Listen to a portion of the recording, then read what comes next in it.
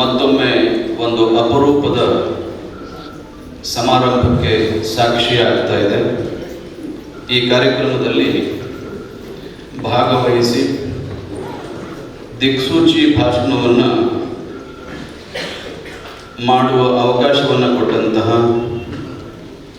ಎಲ್ಲ ಪತ್ರಿಕಾ ಮಾಧ್ಯಮದ ಬಂಧುಗಳಿಗೆ ನನ್ನ ಅನಂತ ಪ್ರಣಾಮಗಳು. ದಿಕ್ಸೂಚಿ ಅನ್ನುವಂಥದ್ದು ಬಹಳ ವಿಶಾಲವಾದಂತಹ ಬಹಳ ದೊಡ್ಡ ಪದ.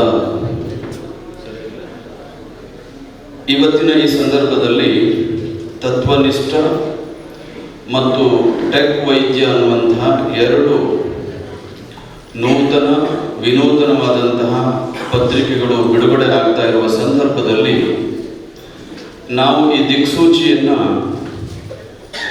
ಬರೆಯುವವರಿಗೂ ಮತ್ತು ಓದುವವರಿಗೂ ದಿಕ್ಸೂಚಿ ಅಂತ ಭಾವಿಸೋಣ ಅನ್ನೋದು ನನ್ನ ವಿನಮ್ರವಾದಂತಹ ಪ್ರಾರ್ಥನೆ.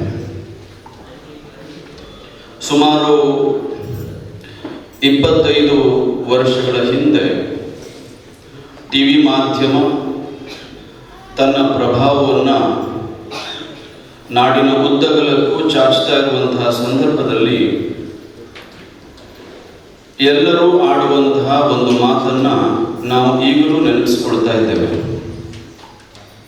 ಅದೇನು ಅಂತಂದರೆ, ಪತ್ರಿಕೆಗಳಿಗೆ ಭವಿಷ್ಯ ಇದೆಯೇ ಅನ್ನುವಂತಹ ಚರ್ಚೆ, ಪ್ರಶ್ನೆ.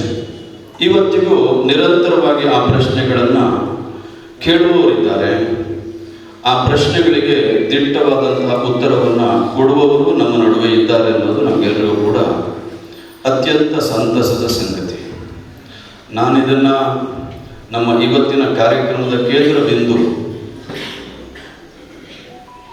ನಾಡಿನ ಮತ್ತು ರಾಷ್ಟ್ರದ ಪತ್ರಿಕೋದ್ಯಮದ ಕೇಂದ್ರ ಬಿಂದು, ಒಂದು ರೀತಿಯ ಸದಾ ಮಿನುಗುತ್ತಾರೆ ನಮ್ಮ ಜಿಲ್ಲೆಯ ಹೆಮ್ಮೆ ಶ್ರೀಯುತ ವಿಶ್ವೇಶ್ವರ ಭಟ್ರವರ ಸಾಹಸವನ್ನು ಮತ್ತು ಅಲ್ಲಿಂದ ಪ್ರಾರಂಭ ಆಗಿ ಇವತ್ತು ಪ್ರವೀಣ್ ಹೆಗಡೆಯವರು ಮತ್ತು ನಾಗರಾಜ್ ವೈದ್ಯರು ಮತ್ತು ಅವರ ತಂಡದವರು ಮಾಡಿರುವಂತಹ ಈ ಸಾಹಸದವರೆಗೆ ನಾನಿದನ್ನು ಅನ್ವಯಿಸಿ ಇವತ್ತು ಈ ಸಂದರ್ಭದಲ್ಲಿ ನಾನು ಮಾತನಾಡ್ತಾ ಇದ್ದೇನೆ.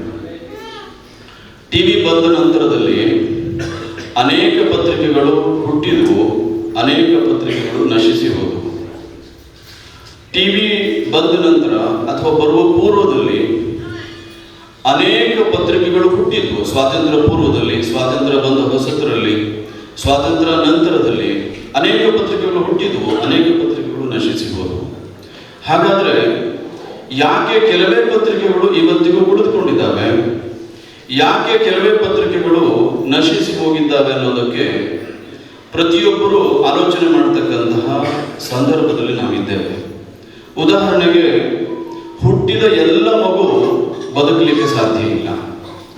ಬದುಕಿದ ಎಲ್ಲರೂ ಯಶಸ್ಸನ್ನು ಜೀವನದಲ್ಲಿ ಗಳಿಸಲಿಕ್ಕೆ ಸಾಧ್ಯ ಇಲ್ಲ.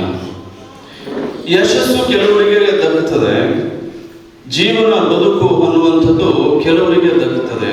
ಇದರ ಮರ್ಮ ಏನು ಅನ್ನೋದನ್ನು ಎಲ್ಲರೂ ಆಲೋಚನೆ ಮಾಡಬೇಕಾದಂತಹ ಸನ್ನಿವೇಶ ಇದೆ.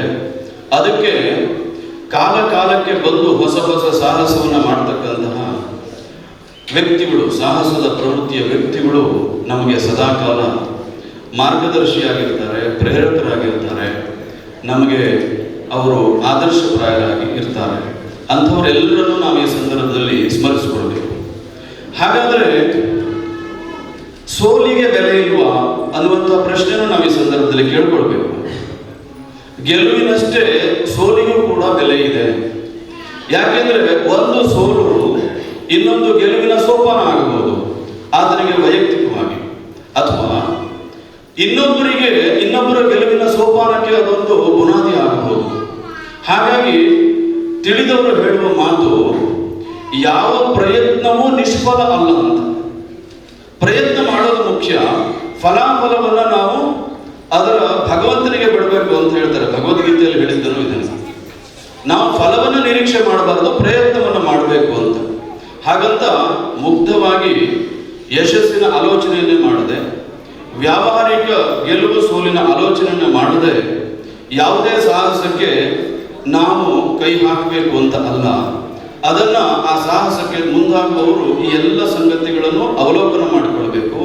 ತನಗೆ ಎಷ್ಟು ಬೇಕೋ, ತನ್ನ ಬೊಗಸೆಗೆ ಎಷ್ಟು ನಿಲುಕುತ್ತೋ ಆ ಸಂಗತಿಗಳನ್ನು ಸ್ವೀಕಾರ ಮಾಡಬೇಕು ಅನ್ನುವಂತಹ ಉದ್ದೇಶದಿಂದ ನಾನು ಈ ಮಾತನ್ನು ಹೇಳ್ತಿದ್ದೇನೆ.